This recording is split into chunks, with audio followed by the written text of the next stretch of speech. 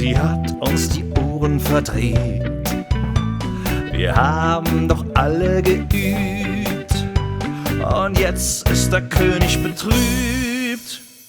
Oh weh, das klingt ja so schlimm, das macht doch gar keinen Sinn. Wir spielen sonst grandios, wir stellen uns völlig bloß. Oh weh, das klingt ja so schlimm, das macht doch gar keinen Sinn.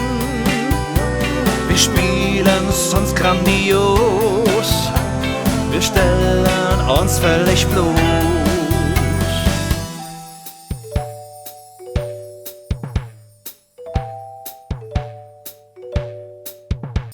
Die Weisen haben studiert und einen Schlüssel kreiert.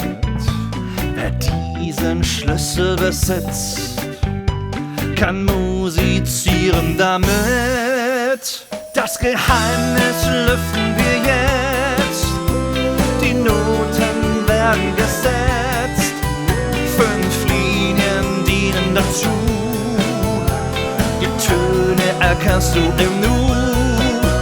Das Geheimnis lüften wir jetzt, die Noten werden gesetzt, 5 Linien dienen dazu, die Töne erkennst du im Nu.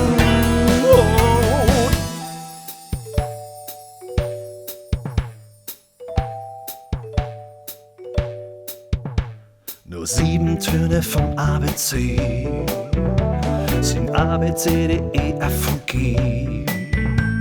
Der Notenschlüssel bestimmt, wo's G sitzt und wie es klingt.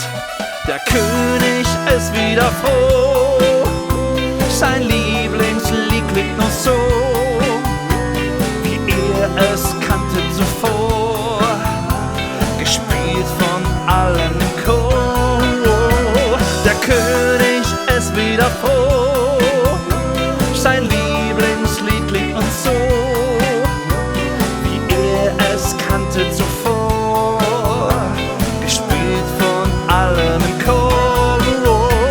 Der König ist wieder froh,